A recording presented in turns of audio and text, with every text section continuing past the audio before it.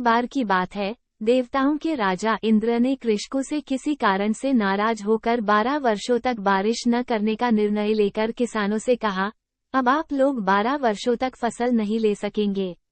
सारे कृषकों ने चिंतातुर होकर एक साथ इंद्रदेव से वर्षा करवाने प्रार्थना की।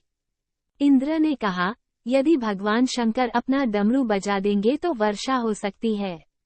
इंद्र ने किसानों को ये उपाय तो बताया, लेकिन साथ में गुप्तवार्ता कर भगवान शिव से ये आग्रह कर दिया कि आप किसानों से सहमत न होना।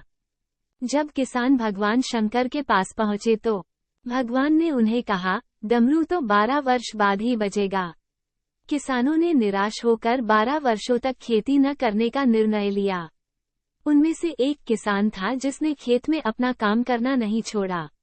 वो नियमित रूप से खेत जोतना, गुड़ाई, बीज बोने का काम कर रहा था। ये माजरा देखकर गांव के किसान उसका मजाक उड़ाने लगे। कुछ वर्षों बाद गांव वाले इस परिश्रमी किसान से पूछने लगे, जब आपको पता है कि 12 वर्षों तक वर्षा नहीं होने वाली तो अपना समय और ऊर्जा क्यों नष्ट कर रहे हो? उस किसान ने उत्तर दिया, मैं भी जानता हूँ कि 12 वर्ष फसल नहीं आने वाली, लेकिन मैं ये काम अपने अभ्यास के लिए कर रहा हूँ, क्योंकि 12 साल कुछ न करके मैं खेती किसानी का काम भूल जाऊंगा। मेरे शरीर की श्रम करने की आदत छूट जाएगी। इसीलिए ये काम मैं नियमित कर रहा हूँ, ताकि जब 12 साल बाद वर्षा होगी तब मुझे अपना काम करने के लिए कोई कठिनाई न हो। ये तार्किक चर्चा माता पार्वती ने भी बड़े कौतूहल के साथ सुन ली थी। बात सुनने के बाद माता भगवान शिव से सहज बोली, प्रभु, आप भी 12 वर्षों के बाद डमरू बजाना भूल सकते हैं। माता पार्वती की बात सुनकर भोले बाबा चिंतित हो गए। अपना डमरू बज रहा या नहीं ये देखने के लिए उन्होंने डमरू उठाया और बजाने का प्रयत्न करने लगे। जैसे ही डमरू बजा बारिश शुरू हो गई। जो किसान अपने खेत में नियमित रूप से काम कर रहा था उसके खेत में भरपूर फसल आई। बाकी के किसान पश्चाताप के अलावा कुछ न कर सके। अभ्यास हमें परिपूर्ण बनाता है। अभ्यास काम की गुणवत्ता टिकाए रखने सूत्र है। अभ्यास चिर युवा बने रहने का रहस्य है।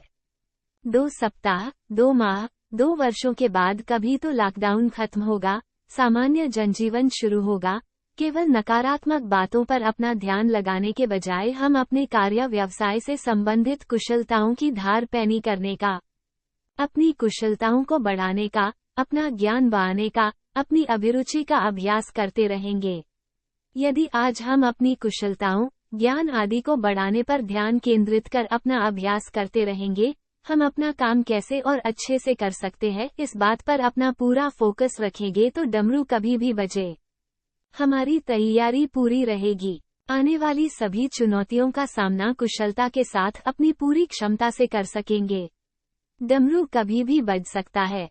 आप सभी का दिन शुभ हो। ये चैनल एक प्रेरणा स्रोत और जिंदगी जीने के नजरिया को जाहिर करता है। इस चैनल में हर रोज धार्मिक, प्रेरणादायक कहानियां और आत्मविश्वास से जुड़ी गाथा भेजी जाती है। कृपया इस चैनल डिविनिटी एक्सप्लोर को सब्सक्राइब करें।